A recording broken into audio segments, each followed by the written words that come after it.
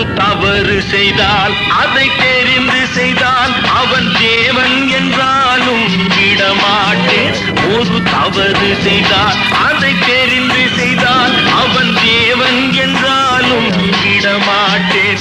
உடல் உழைக்கச் சொல்வேன், அதில் பிழைக்கச் சொல்வேன், அவர் உரிமை பொருள்களை தொடமாட்டேன். நான் ஆணையிட்டால் அது நடந்து விட்டால் இங்கு ஏழைகள் வேதனை படமாட்டார்.